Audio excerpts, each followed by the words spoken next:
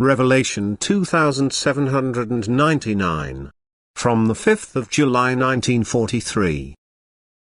State and activity in the afterlife secret. It is a mystery to you in what form life awaits you in eternity. You cannot imagine anything as long as you are still bound to the earthly form. And yet you know that this external form becomes invalid at the moment of death. However, your knowledge and your ability to imagine live in the earthly kingdom, thus you can only imagine something which has taken on a visible or tangible form, and yet you cannot transfer this form to the kingdom of the beyond as soon as you believe in a spiritual kingdom which should no longer have any earthly creations. And now you are faced with unsolvable problems which will also remain unsolvable for you as long as you are spiritually unawakened and unable to see spiritually. A high degree of maturity is required which earns you spiritual vision, and only few people will still reach this degree on earth and be able to convey the impressions to fellow human beings which they have gained through spiritual vision. But fellow human beings cannot follow these descriptions as long as they have not attained the same high degree of maturity, and therefore it is impossible that a picture of the spiritual kingdom can be developed for people on earth. It is impossible to give them an explanation which could unravel the mystery of the kingdom of the beyond. The beyond remains an insoluble problem for the human being. He will only ever be able to assume according to his human understanding, but he will have no certainty that it is as he imagines it to be.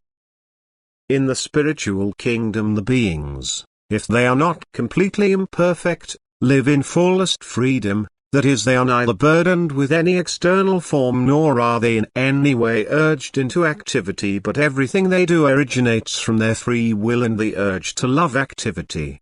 But their activity is completely independent of earthly matter, of an external form, because no being in the beyond is surrounded by matter. Consequently, the being itself is also free from all cover, but is nevertheless an individual being which can freely want and determine as soon as it has attained spiritual maturity. It is the I, the actual beingness, which needs no external form and yet cannot be denied away. And this I feels the absence of a shell as a blessing that it no longer wants to miss. The I is not lost with the death of the body. It outlasts every spatial and temporal change. It always and forever remains the same I, also recognizable to the other souls, although it no longer possesses its outer form.